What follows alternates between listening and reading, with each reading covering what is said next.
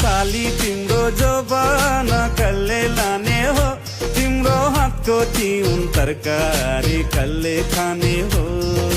चित्त नदुखाऊ भेना चित्त नदुखाऊ तिउन तरकारी खाने भए ससुराली आऊ आनी पानी मन पर्यो बोली चाली मन पर्यो आनी पानी मन पर्यो बोली चाली मन पर्यो ससुराली टेकेपछि साली मन पर्यो ए ससुरा बा मलाई साली मन पर्यो लौ न ससुरा बा मलाई साली मन पर्यो